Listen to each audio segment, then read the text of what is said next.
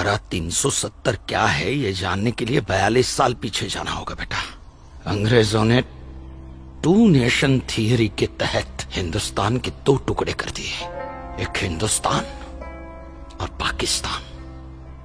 पाकिस्तान की बहुत इच्छा थी कि जम्मू कश्मीर का विलीनीकरण पाकिस्तान में हो जाए, और राजा हरि सिंह चाहते थे कि कश्मीर एक स्वतंत्र देश रहे।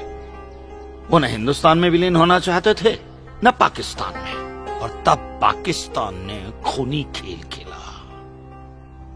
अक्टूबर 1947 में पठानी कबायलियों को जम्मू कश्मीर के खिलाफ उकसाया, कश्मीरी पंडितों का कत्लेआम करवाया। ऐसे हालात देखकर राजा हरि सिंह ने घबराकर नेहरू जी से कहा, कृपा करके आप कश्मीर को बचा लीजिए।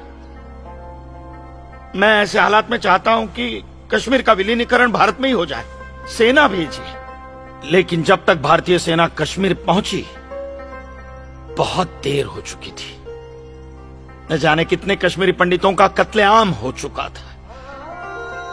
कश्मीर का 1/3 हिस्सा पठानी कबायलियों ने अपने कब्जे में कर लिया था।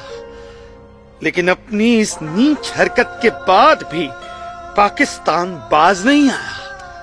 पठानी कबायलियों और भारतीय सेना के बीच युद्ध जारी रखा पाकिस्तान ने। संयुक्त राष्ट्र सुरक्षा परिषद के 3 सदस्य आयोग की रिपोर्ट पर 13 अगस्त 1948 को पठानी कबायलियों और भारतीय सेना के बीच युद्ध विराम घोषित हुआ, और यह तय किया गया कि कश्मीर समस्या का हल जनमत के आधार पर ही होगा। सितंबर 1951 में मताधिकार के बाद एक बार फिर जम्मू कश्मीर के भारत में विलय की पुष्टि की गई, मगर इसी दौरान शेख अब्दुल्ला ने अपने हाथों से धारा 370 का ड्राफ्ट तैयार किया और नेहरू जी को सौंपा। सरदार पटेल और आम्बेडकर साहब की मर्जी के खिलाफ 1952 में नेहरू जी ने इसे लागू भी कर दिया।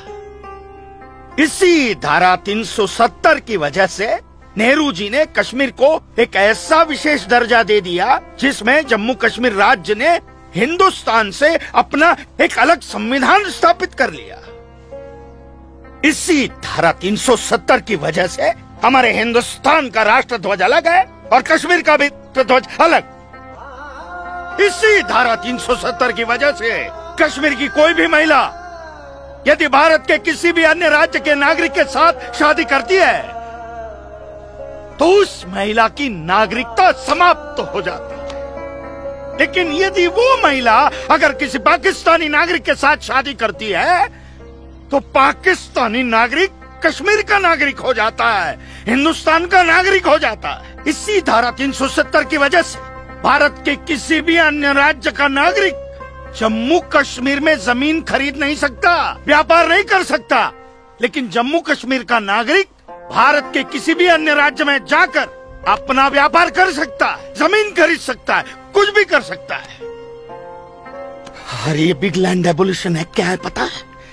यदि जम्मू कश्मीर का कोई भी मुसलमान जमीन ठेके पर लेकर खेती करता है तो कश्मीर की सरकार उस हिंदू को बिना मुआवजा दिए वो जमीन जबरन उस मुसलमान को दे सकती है। ये है बिग लैंड एबोल्यूशन एक्ट, ये है धारा 370 35 से, और इसी का नतीजा है ये गिरधारी जी का फैसला।